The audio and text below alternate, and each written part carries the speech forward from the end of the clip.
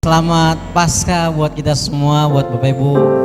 Kita bersyukur atas pengorbanan Tuhan dalam hidup kita. Kita boleh ditebus. Dan kita percaya apapun kondisi kita saat ini yang membuat hati kita sedikit sedih mungkin ya, tidak bisa beribadah, merayakan Paskah. Tapi percayalah bahwa kita tetap bersuka cita. Tuhan telah menang atas maut. Kita akan beribadah kepada Tuhan. Oleh sebab itu kita tundukkan kepala. Kita berdoa, kita mau masuk dalam ibadah kita. Terima kasih Tuhan Yesus, kami bersyukur buat pagi hari ini. Terima kasih buat pengorbanan Tuhan, dan terima kasih buat kemenangan yang Tuhan berikan di dalam kehidupan kami. Tuhan telah menang atas maut, dan kami percaya juga Tuhan, kami akan menjadi orang-orang yang menang juga Tuhan di dalam setiap kehidupan kami. Terima kasih Tuhan, sebentar kami akan memuji dan meninggikan Engkau. Biarlah Tuhan Engkau hadir dan memberkati kami semua. Dimanapun kami berada Tuhan, kami percaya Tuhan tetap ada. Dalam nama Yesus kami bersyukur. Haleluya. Amin. Kita akan pujian bersama-sama. Kita mau menari buat Tuhan.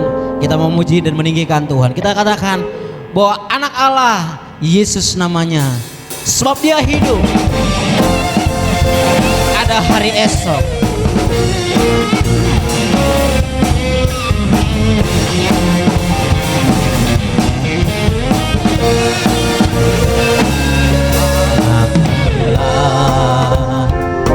Yesus namanya, menyembuhkan, menyucikan,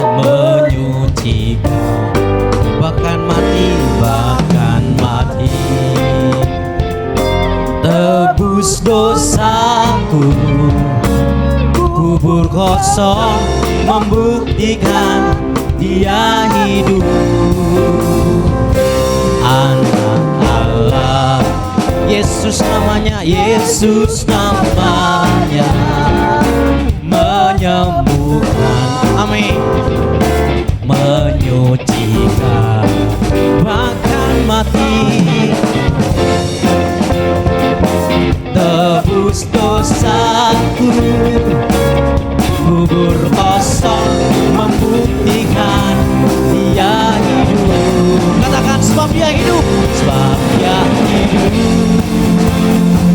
Ada hari sebab Dia hidup, sebab Dia hidup. Dengan iman katakan, ku tak gentar, karena ku tahu Dia pegang hari esok.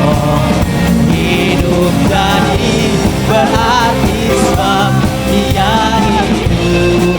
Kita percaya anak Allah, Yesus namanya, menyembuhkan, menyucikan. Katakan bahkan mati. Haleluya, tebus dosaku, kubur kosong membuktikan Dia hidup. Sebab Dia hidup, ada hari sebab Dia hidup. Amin. Tak gentar karena ku tahu Dia pegang hari esok. Hidup jadi berarti sebab Dia. Mari lebih sungguh lagi katakan sebab Dia hidup, sebab Dia hidup.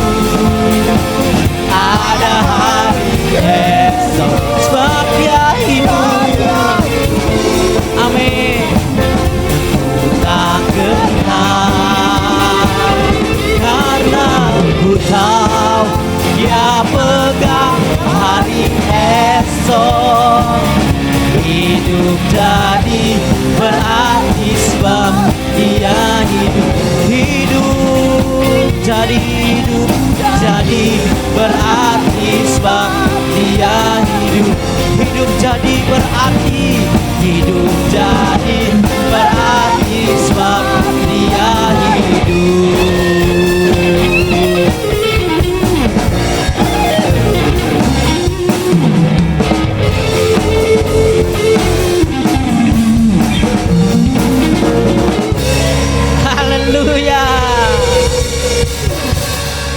Bahwa kita percaya Dia hidup, bangkit untuk setiap kita. Kita bersyukur, kita akan siapkan hati kita untuk mendengarkan firman Tuhan. Terima kasih Tuhan Yesus. Inilah setiap hidup kami Tuhan. Bahwa pengorbanan Tuhan tidak pernah sia-sia dalam kehidupan kami. Kami bersyukur Tuhan, karena salib Tuhanlah kami menjadi menang. Karena salib Tuhan kami memperoleh kemenangan. Di tengah-tengah situasi saat ini Tuhan, kami percaya sebagai orang-orang yang sudah ditebus oleh Tuhan, Tuhan akan memberikan kami kemenangan untuk melewati masa-masa yang sukar ini Tuhan. Kami percaya Tuhan, Engkau bangkit dari kematian. Itu membuktikan bahwa Engkau Allah Immanuel yang selalu beserta dengan kami. Terima kasih Tuhan. Haleluya.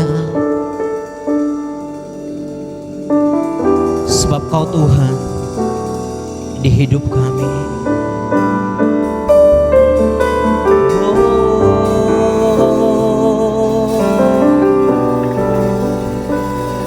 Karena salib-Mu, mari katakan bersama-sama, hanya Kau Tuhan di hidupku. Hanya Kau Tuhan di hidupku. Kau berikan hidup yang baru. Darah-Mu menyucikan, pulihkan hatiku. Ku nyatakan Kaulah segalanya. Engkaulah sumber pengharapan, Engkaulah sumber pengharapan. Kuasa-Mu sanggup menyembuhkan, Kuasa-Mu sanggup menyembuhkan. Jiwaku pun berserah hanya kepadamu, Yesus, Kaulah segalanya.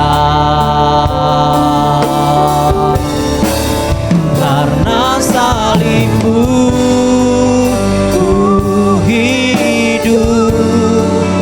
Karena salib-Mu ku menang.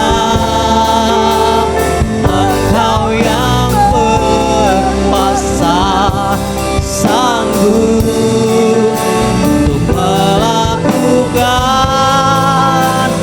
mukjizat-Mu. Karena salib-Mu ku hidup.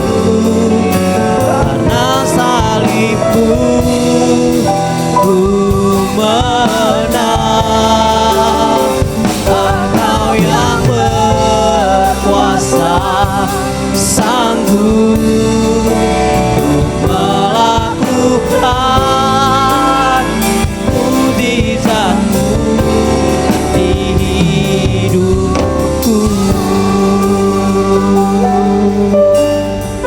Sebab Kaulah sumber kekuatan kami, Engkaulah sumber pengharapan.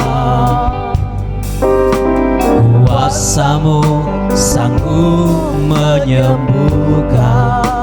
Jiwaku pun berserah hanya kepadamu, Yesus, Kaulah segalanya. Karena salib-Mu ku hidup. Karena salib-Mu ku menang. Engkau yang berkuasa, sanggup melakukan mukjizat. Karena salib-Mu Tuhan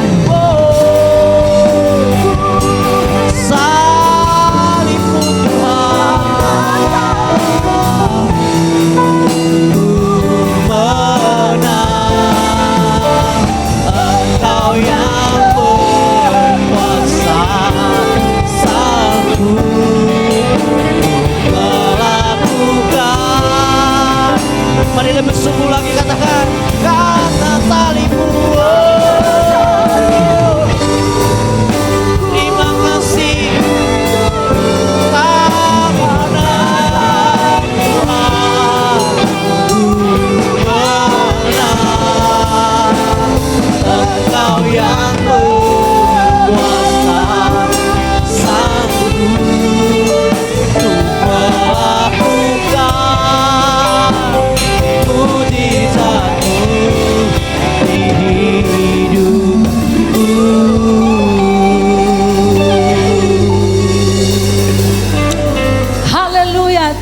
kami mengucap syukur karena hari ini kami boleh merayakan Paskah meskipun kami berada di rumah masing-masing.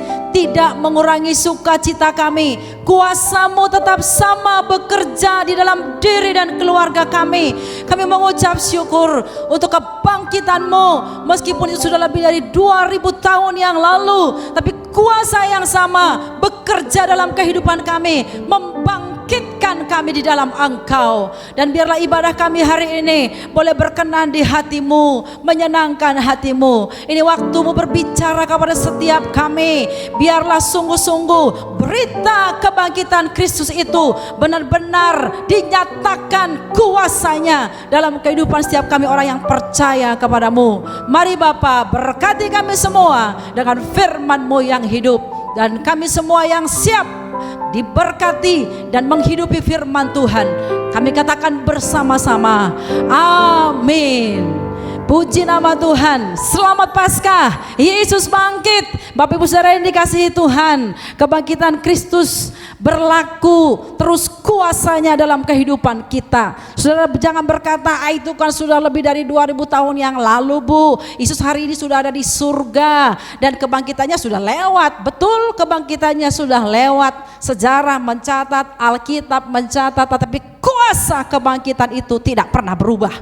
Bagi kita yang percaya dan menerimanya, kita akan mengalami kuasa itu. Dan itu yang mau sampaikan pagi hari ini kepada kita sekalian, yaitu kuasa kebangkitan Kristus.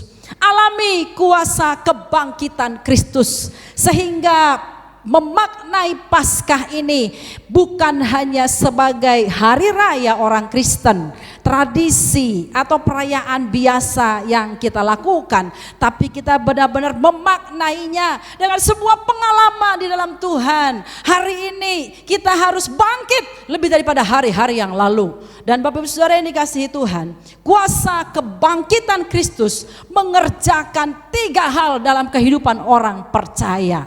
Sekali lagi saya ulang, kuasa kebangkitan Kristus mengerjakan 3 hal dalam kehidupan orang yang percaya. Catat baik, dengar firman Tuhan ini, supaya firman ini boleh tertanam dalam hatimu dimanapun engkau berada yang sedang menyaksikan dan mendengarkan firman Tuhan ini. 3 hal yang dikerjakan oleh kuasa kebangkitan Kristus itu, yang pertama, kuasa kebangkitan Kristus membangkitkan iman kita. Saya ulang, kuasa kebangkitan Kristus membangkitkan iman orang percaya. Dalam 1 Korintus pasal yang ke-15, seluruh pasal itu bicara mengenai kebangkitan Kristus dan kebangkitan kita. Dan ini secara khusus memang dialamatkan Paulus kepada jemaat di Korintus, karena mungkin di jemaat itu ada beberapa yang meragukan tentang kebangkitan Tuhan, dan mereka tidak berani menaruh pengharapan bahwa ada kebangkitan sesudah kematian, sehingga iman mereka perlu diteguhkan dengan perkataan Paulus ini. Pun kita juga semua yang mendengarkan firman Tuhan ini, supaya kita boleh terberkati dan iman kita boleh dibangkitkan. Ayat 14, 1 Korintus 15 ayat 14, begini firman Tuhan.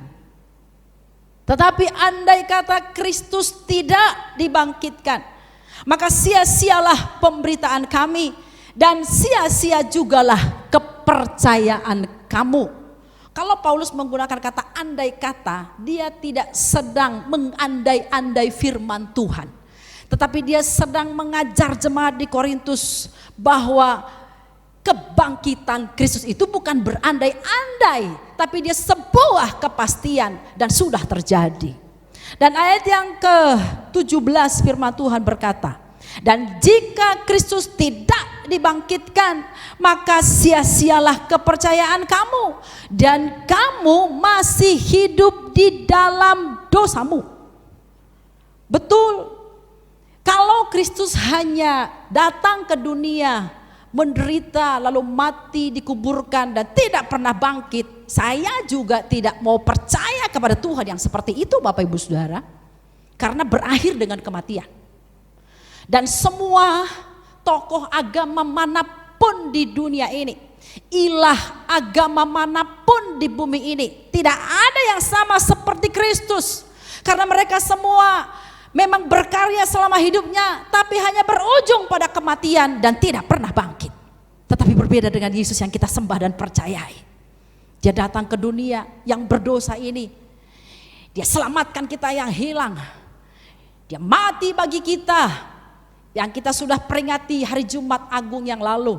Tetapi pada hari Minggu pertama itu Yesus bangkit dari kematian. Dia mengalahkan maut. Karena itu iman kita tidak menjadi sia-sia kepada Tuhan. Saudara jangan berkata, percuma saja percaya kepada Tuhan.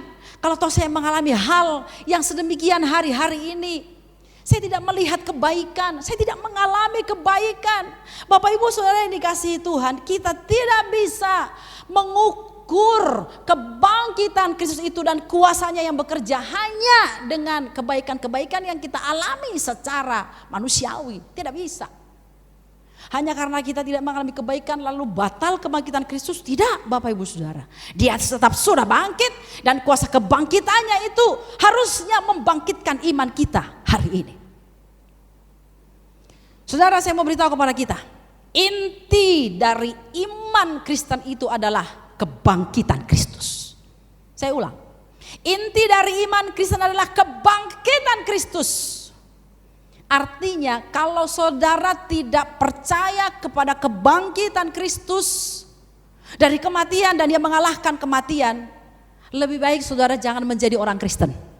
Karena percuma, sama saja saudara dengan agama-agama lain. Tetapi ketika saudara berkata, yes, saya percaya Yesus mati bagiku, tapi dia tidak hanya mati, tapi dia bangkit dari kubur, dia kalahkan maut. Yes, itu iman yang benar. Itu inti iman kekristenan.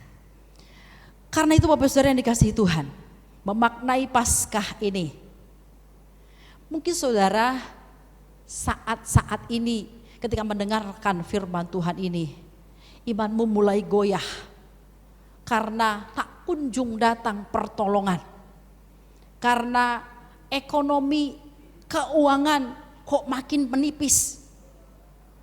Orang jadi guyonan Bapak Ibu Saudara yang dikasihi Tuhan di dalam sosmed.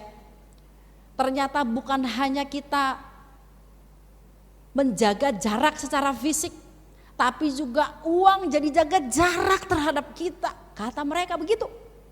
Tapi bagi orang yang percaya, jangan pernah mengucapkan kata-kata itu. Karena kalau Tuhan mau memberkati kita bagi orang yang percaya kepada Dia, Tuhan punya segala macam cara. Dan itu yang saya alami. Saya mengatakan ini bukan karena saya tidak mengalami Bapak Ibu Saudara. Saudara tahu saya seorang hamba Tuhan.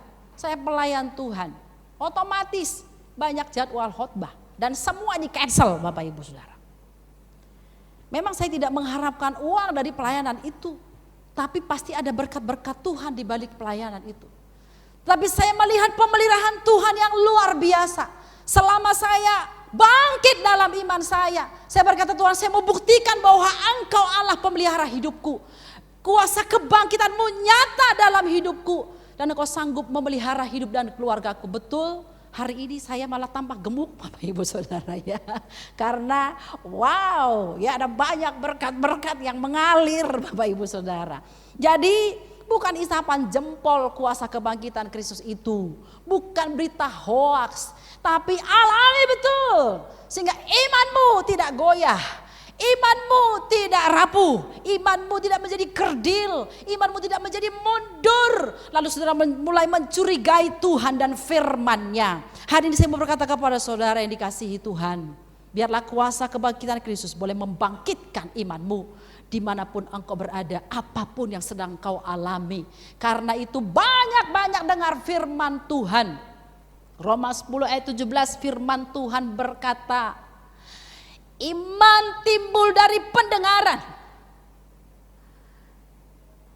Dan pendengaran oleh firman Kristus. Dalam Roma 10 ayat yang ke-17.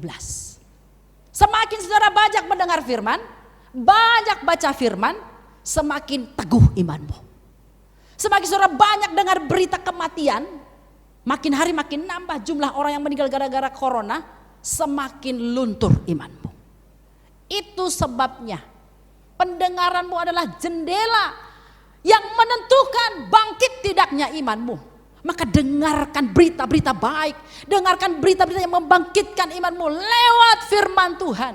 Baca firman, perkatakan firman, hidupi firman itu. Sehingga kuasa kebangkitan Kristus engkau boleh alami dalam kehidupanmu. Bapak Ibu Saudara yang dikasihi Tuhan, hari ini mari, apapun yang sedang terjadi dalam kehidupanmu, saya tidak tahu dan tidak perlu tahu. Tapi ada Tuhan, satu pribadi, Yesus yang sudah bangkit dari kematian. Dia boleh menjumpai engkau dan boleh membangkitkan imanmu kembali.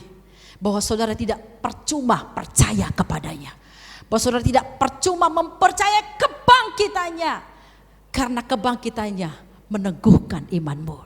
Sehingga kau tetap bisa menatap hari esok dan berkata, Tuhan, aku hidup bukan karena penglihatan, tapi aku hidup karena percaya. Alami betul. Kalau orang-orang dunia hidup karena percayanya, aduh tabungan makin habis, aduh saya bekerja sudah berapa hari gak masuk, tidak ada uang makan dan lain sebagainya. Hamba-hamba Tuhan berkata, wah jadwal khotbah semuanya di cancel dan lain sebagainya. Sebagai orang yang mengalami kuasa kebangkitan, itu saya beritahu kepadamu, bangkit dalam imanmu, hidupi firman itu. Karena dengan firman itu Allah akan membuktikan dirinya bahwa dia memelihara orang-orang yang percaya dan berharap kepada dia. Hidup karena iman, hidup karena percaya, bukan karena melihat. Alami betul firman Tuhan ini. Yang kedua, kuasa kebangkitan Kristus bukan hanya membangkitkan iman kita, tapi juga membangkitkan pengharapan kita. Kuasa kebangkitan Kristus membangkitkan pengharapan orang percaya. Ayat 19 dan ayat 22 dari 1 Korintus 15 tadi. Ayat yang 19 dan ayat yang ke-22. Begini firman Tuhan. Jikalau kita hanya dalam hidup ini saja menaruh pengharapan pada Kristus, maka kita adalah orang-orang yang paling malang dari segala manusia. Bapak Ibu Saudara yang dikasihi Tuhan, berharap pada Tuhan itu sangat baik. Beriman pada Tuhan itu sudah benar. Tetapi kalau pengharapanmu hanya pada sebatas semasa hidup di bumi ini, imanmu menjadi sia-sia. Jadi gimana dong? Pengharapanmu harus sampai kepada di balik kematian. Sampai kepada kekekalan. Itu baru pengharapan yang benar. Ada golongan dari orang-orang Yahudi yang tidak mempercayai kebangkitan. Dan itu adalah golongan Saduki. Mereka tidak percaya adanya kebangkitan orang mati. Tentu yang saya maksud Bapak Ibu beda dengan inkarnasi. Orang Kristen tidak mengalami inkarnasi. Tetapi Alkitab dengan jelas berkata, kalau saudara baca seluruh pasal ini, nanti satu waktu Tuhan akan mengubah tubuh kita menjadi tubuh kemuliaan. Tubuh yang lagi tidak fana, tapi tubuh yang kekal, yang dimana kita memiliki tubuh sama seperti tubuh Tuhan Yesus. Bapak Ibu yang dikasihi Tuhan, dan itu harus menjadi pengharapan kita. Makanya saya mau berkata kepada kita sekalian, orang-orang yang mengalami kuasa kebangkitan Kristus itu pengharapannya melampaui apa yang dapat dilihat matanya. Pengharapannya melampaui berita-berita yang didengarnya. Pengharapannya melampaui segala sesuatu yang dibatasi oleh dunia ini. Kenapa? Karena ada kuasa kebangkitan Kristus yang sudah melampaui kematian, melampaui segala sesuatu, itu hidup di dalam dirinya. Karena itu bangkit dalam pengharapan. Bapak Ibu Saudara yang dikasihi Tuhan, dalam ayat 22 berkata begini, ayat 22.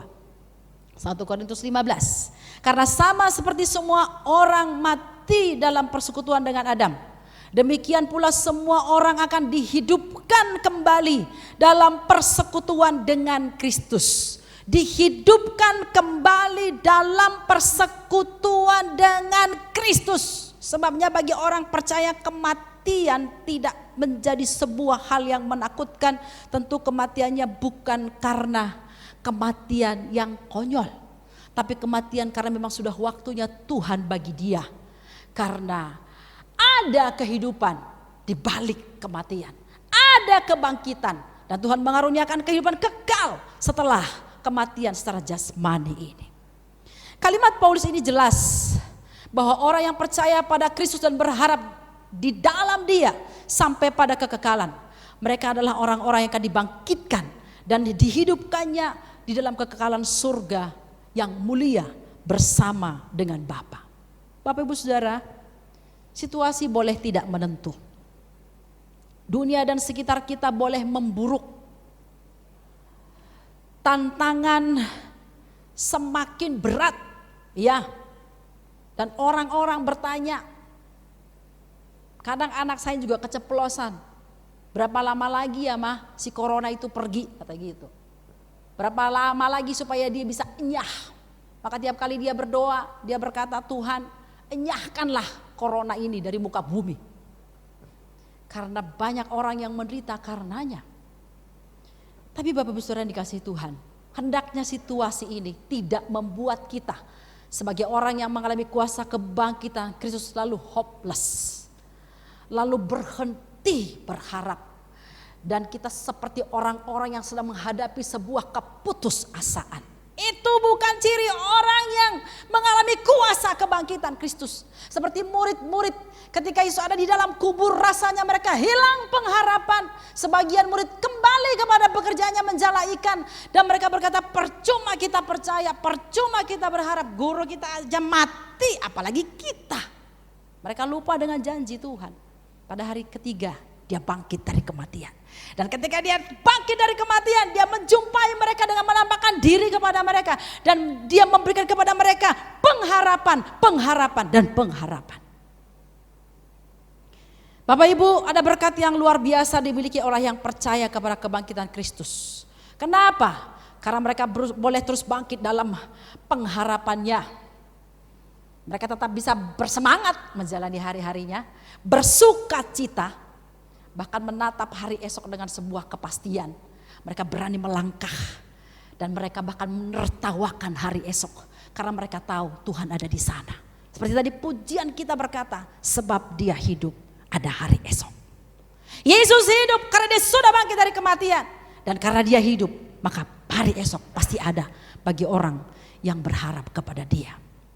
Dalam Amsal 23 ayat yang ke-18, Amsal 23 ayat 18, Bapak Saudara boleh jadikan ini sebagai ayat perenungan, sebagai ayat hafalan di dalam menghadapi segala situasi yang terjadi hari ini, hari-hari ini.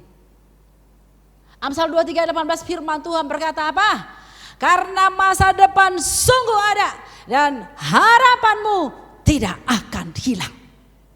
Apakah kita masih punya masa depan dengan situasi yang seperti ini? Yes, karena masa depanku tidak ditentukan oleh situasi, tapi ditentukan oleh Yesus yang hidup. Dia bangkit dari kematian. Apakah kita masih punya pengharapan dan tidak akan hilang? Yes, karena pengharapanku adalah Yesus. Yesus adalah yang awal dan yang akhir. Yesus adalah Alfa dan Omega, dan Dia selalu akan ada. Dia tidak pernah hilang. Kalau pengharapanku aku taruh kepadanya, maka harapanku itu Dia Yesus tidak pernah hilang dari kehidupanku. Bangkit dalam pengharapanmu. Jangan hidup dalam keputusasaan. Jangan hidup dalam kecemasan. Jangan hidup dalam kekhawatiran. Jangan hidup dalam ketakutan. Tapi berpengharapanlah dalam kuasa kebangkitan Kristus. Itu yang kedua. Kuasa kebangkitan Kristus membangkitkan yang pertama iman, yang kedua pengharapan, dan yang ketiga kuasa kebangkitan Kristus membangkitkan kasih orang percaya. Membangkitkan kasih orang percaya.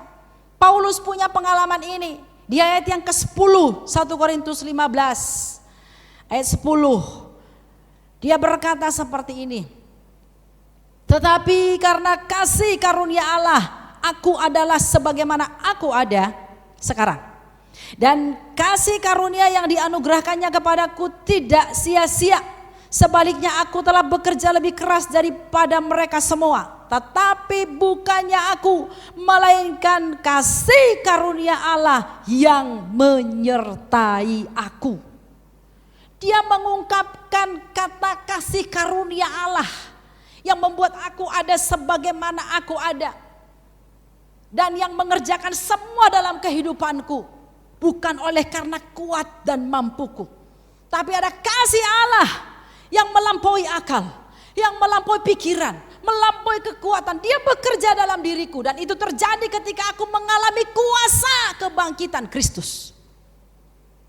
Tuhan menjumpai Paulus ketika dia sedang hendak membinasakan umat Tuhan.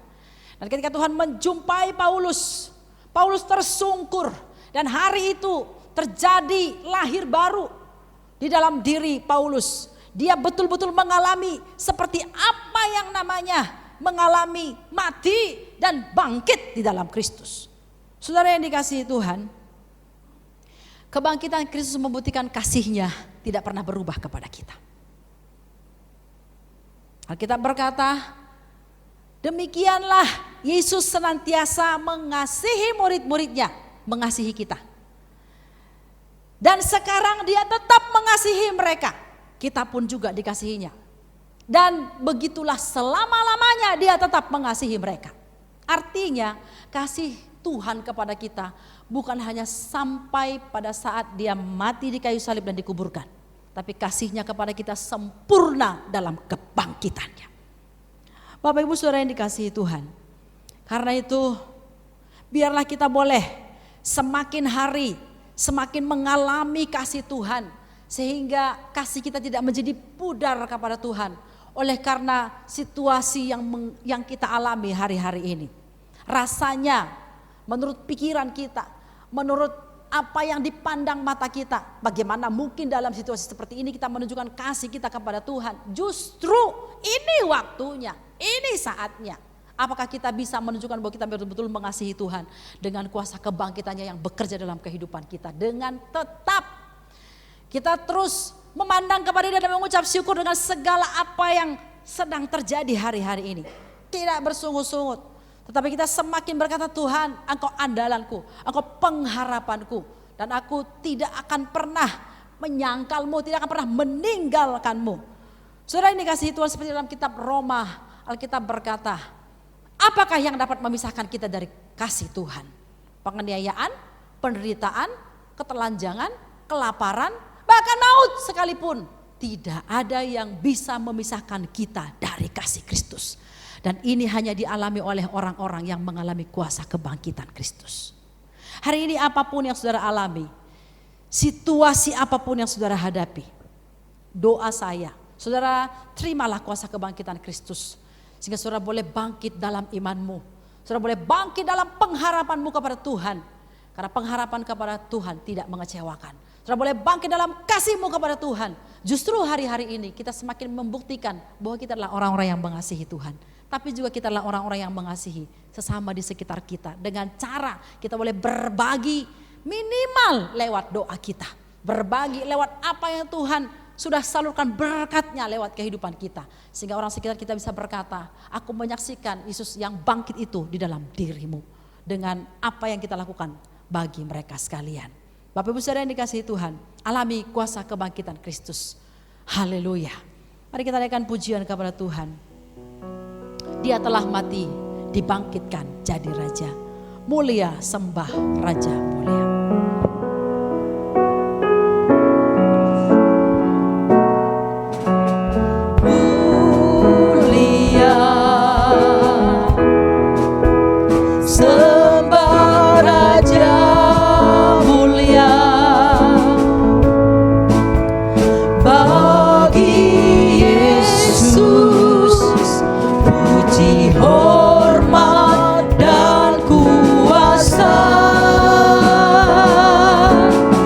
Muliakan Engkau Yesus yang bangkit.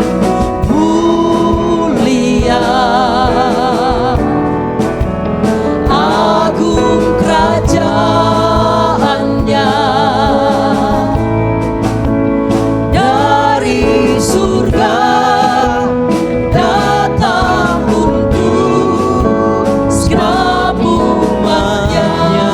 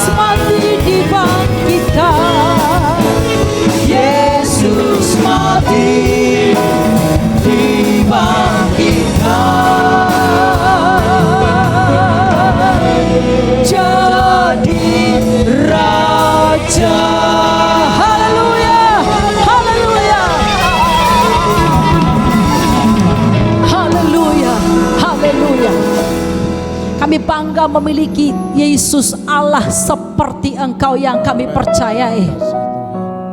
Karena kami tahu hari ini iman kami tidak menjadi sia-sia kepadamu.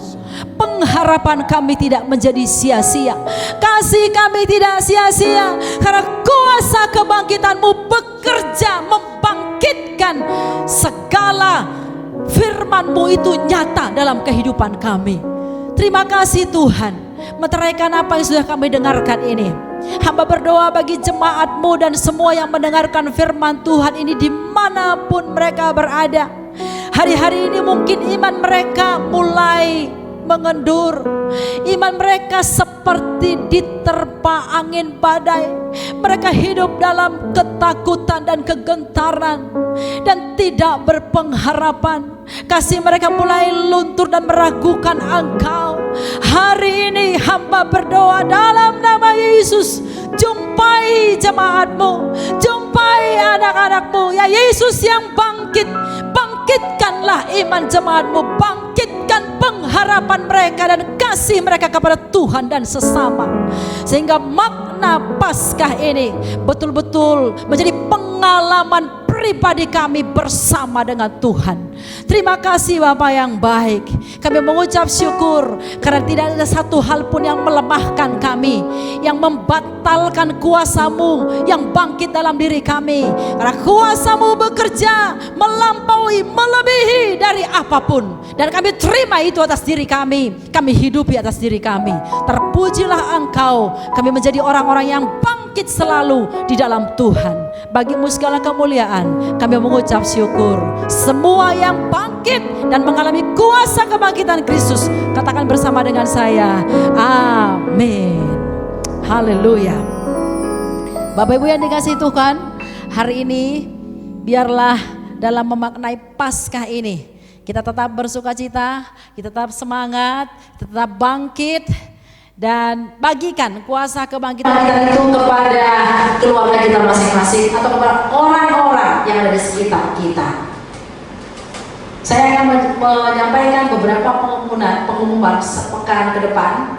Hari ini Minggu 12 April.